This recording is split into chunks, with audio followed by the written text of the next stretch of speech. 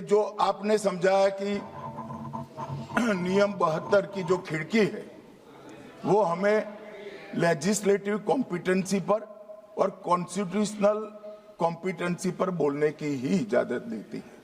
वो खिड़की का उपयोग कर धर्मेंद्र यादव जी ने एकदम गैर संवैधानिक बात करी, मुस्लिम महिलाओं को आरक्षण की।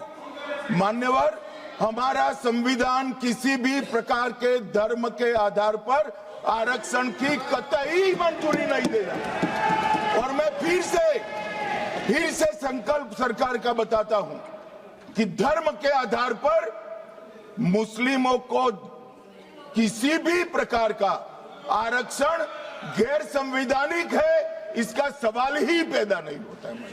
उन्होंने कहा कि हम जाति जनगणना का मांग करेंगे। मान्यवर, मैं आपके माध्यम से सदन को बताना चाहता हूं कि सरकार ने जाति की जनगणना करने का निर्णय ले चुकी है और जाति के साथ ही ये जनगणना हो रही है।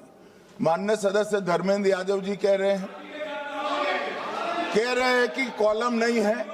उनको मालूम पड़ना चाहिए कि अभी घरों की गिनती हो रही है और घरों की कोई जाति नहीं होती है। समाजवादी पार्टी का चले तो घरों की भी जाति तय कर ले। मान्यवर, जब व्यक्तियों की जनगणना होगी, नागरिकों की जनगणना होगी, तब उसमें जाति का कॉलम रखा है। ये मेरा विभाग है।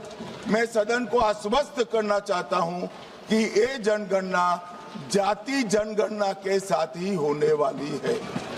हो सकता है उन्होंने धर्म की बात कही हो, लेकिन पूरा देश आदि आबादी को आरक्षण चाहता है। अध्यक्ष महोदय, मैं माननीय मंत्री से जानना चाहता हूं, क्या मुस्लिम महिला आदि आबादी में नहीं आती नहीं होनी ना देंगे। समाजवादी पार्टी सारी टिकटें मुस्लिम महिलाओं को दे दे, हमें कहां आपत्ति है? हमें कोई आपत्ति नहीं है। माननीय अध्यक्ष जी, माननीय सदस्य वेणुगोपाल जी ने एक प्रकार से दो मुद्दे उठाए।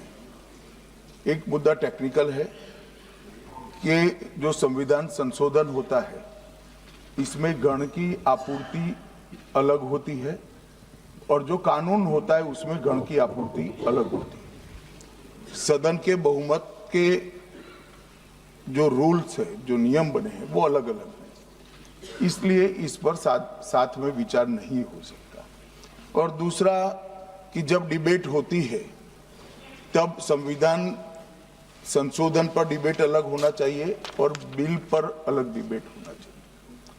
माननीय अध्यक्ष जी, ये जो 3 बिल, एक संविधान संशोधन और 2 बिल सदन के सामने अभी प्रस्तुत किए हैं, उसमें से संविधान संशोधन करने के बाद महिला आरक्षण को लॉजिकल एंड ले जाने के लिए ये 2 कानून जरूरी है, इसलिए 2 कानून साथ में लाए गए।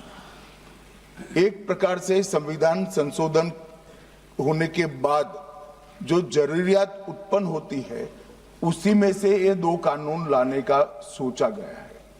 जहां तक उनका सवाल है कि बिल पारित करने में मत का विभाजन अलग अलग होता है, तो अभी हम चर्चा एक साथ में करें, क्योंकि एक कुल मिलाकर एट लेंथ में देखें तो एक ही विषय पर चर्चा होना है।